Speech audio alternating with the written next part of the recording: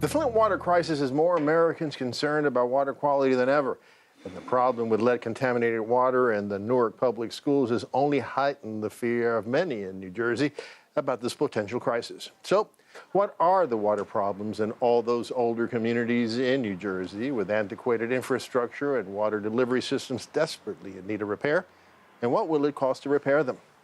Joining me now to break it all down for us is my co-anchor on New Jersey Capitol Report and MetroFocus contributor, Steve Adubato.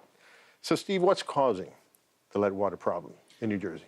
Well, Raf, look, you've got antiquated pipes. You've got a situation where for years nobody looked at this.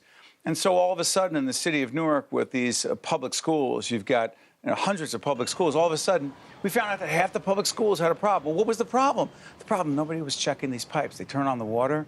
You've got lead inside these pipes. The water comes out. The water now has the lead in them. They're higher than the government standards. All of a sudden said, wait a minute, it can't just be Newark. We realize now that we have a massive problem with old pipes that have not been checked. With all across New Jersey.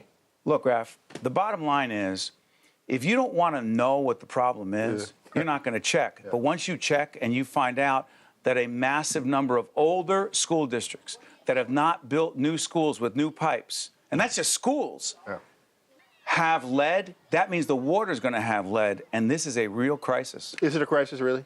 Look, we can play with the word crisis, but by any reasonable standard, when you have 3,000 kids in New Jersey by the government statistics that are dealing with lead problems, like in their bodies. There are going to be many more kids that are identified with lead because of the water situation.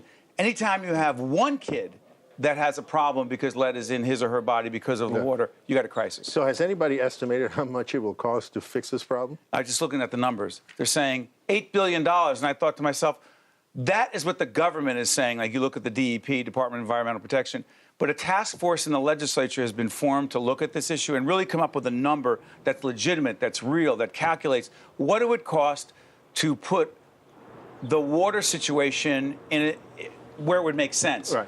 Improve the pipes, fix the pipes, replace the pipes. Raf, I am telling you, it's going to take a long time to come up with whatever that number is, and I don't think they're really ready for that. The legislature is going to come up with a number, the public's going to hear about it, and then the question is, like, in that old Tom Cruise, Jack Nicholson, like, we want the truth. You can't handle the truth. I don't know if we're ready for the truth. So how's Governor Christie responded to this? So Governor Christie has dealt with the schools. What he said is, in the fall, every public school in the state of New Jersey, that's 3,000 public schools, they must be tested for lead in the water. Second, he has changed the lead standard by saying that if, in fact, you have a certain lead standard that had to be higher, right, before there was a problem, he said no. He is saying that it's going to trigger at a different level, meaning it's actually a good thing. At the lowest possible level, it's going to trigger. The next thing is $10 million has been allocated to test the schools. I don't know if it's enough, but it's a start. You don't know if that's enough?